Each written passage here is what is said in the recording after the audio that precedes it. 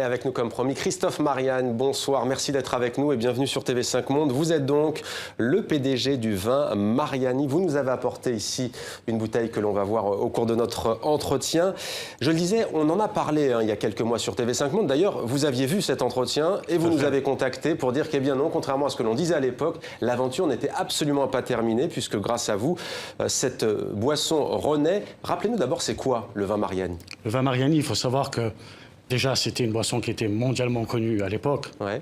Ça, on le sait très bien. D'autant plus qu'elle a aussi inspiré la plus grande marque au monde. Mais il faut savoir qu'à la base, le vin Mariani était un médicament qui a soigné, je peux dire, une quantité astronomique de personnes dans le monde. Des présidents. Et il faut savoir aussi que le vin Mariani a été aussi reconnu par le pape Léon, qui avait décerné une médaille d'or à son effigie, mais le pape Pie, le pape Benoît, le président Maquilet disait qu'il avait été même soigné du cancer de la gorge grâce au vin Mariani. Il faut savoir que les plus grandes personnalités du monde consommaient le vin Mariani. Qu'est-ce que c'était le vin Mariani?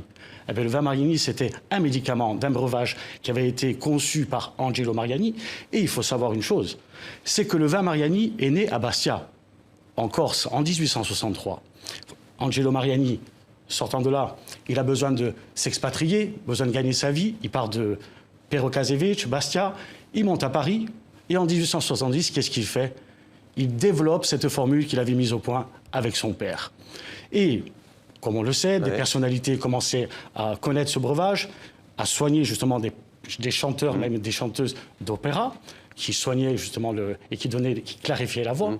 Donc de là, donc des propriétés médicinales. Il a aussi été précurseur de la publicité. Ça a eu un succès considérable. Pourquoi vous, aujourd'hui, vous avez décidé de raviver la flamme? Parce qu'Angelo Mariani, aujourd'hui, je peux dire qu'il vit en moi. Il fait partie de notre patrimoine, Angelo Mariani. Alors qu'il est tombé dans l'oubli. Complètement. Et c'est pour ça que j'ai trouvé que c'était une injustice aujourd'hui d'avoir, comme on peut l'avoir dans le monde et en Corse, des personnalités comme Napoléon, Pascal Paul, François Coty, Tino Rossi. Et je me suis dit, mais Angelo Mariani, pourquoi cet homme-là, avec toute la reconnaissance qu'il a pu avoir? Alors je me suis dit à un moment donné, mais peut-être qu'il a été trop connu. Et que quand on est trop connu dans la vie, peut-être que le risque, justement, c'est de tomber dans l'oubli. Ouais. Et j'ai trouvé qu'il y avait une certaine, justement, injustice à ce niveau-là. Parce que Angelo Mariani, connu mondialement, inspiré aujourd'hui la plus grande marque au monde, parce qu'on ne peut pas dire qu'il y a autre marque plus connue que ça. Bastia, vous êtes ajaxien, et aujourd'hui vous êtes à Paris, et ça tombe bien, vous sortez tout juste de l'ambassade de Bolivie en France, dans la capitale. Racontez-nous, qu'est-ce qui s'est décidé? Vous avez besoin d'ingrédients pour cette boisson, il me semble. On a besoin d'ingrédients, on a besoin d'extraits de coca. Et aujourd'hui, la meilleure façon de pouvoir mieux avancer sur ce projet, c'était de pouvoir travailler main dans la main et de créer un partenariat, je dirais, entre notre pays, parce que je peux dire que la Corse aujourd'hui, on dirait que c'est une région. Moi, je peux dire que la Corse aujourd'hui, c'est un pays avec ses origines, sa langue. Et c'est une nation. Et la Bolivie, qu'est-ce qui a été dit alors avec la Bolivie? Aujourd'hui, avec la Bolivie, on travaille main dans la main. On a trouvé un partenariat commercial qui nous permettra de pouvoir mieux s'exporter, mieux pouvoir avoir des matières premières qui soient dignes de ce nom. En même temps, essayer de pouvoir développer des produits dérivés. Mais en même temps, la Bolivie, nous avons aussi l'intention de créer une entreprise en Bolivie de façon à pouvoir créer une synergie et on peut dire aussi une certaine économie.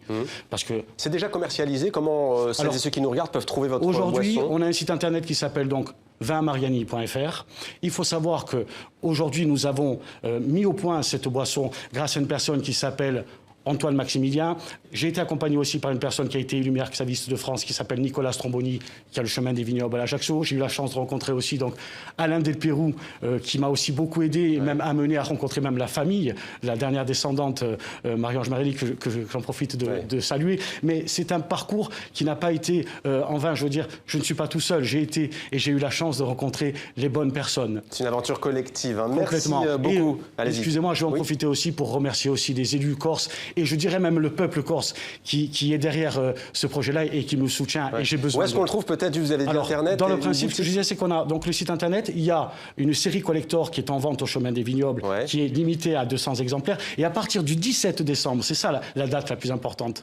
Le 17 décembre, jour de la naissance d'Angelo Mariani, qui est né le 17 décembre 1838. Le 17 décembre 2016, le pape Léon est invité, le président de la Bolivie est invité, vous êtes invité. Le pape Léon, vous avez dit. Et ça se passera au Palais des Congrès d'Ajaccio. Merci beaucoup. Vin tonique Mariani à consommer, on le précise. Loi et vin oblige, avec modération, c'est tout de même 16 degrés. Merci à vous.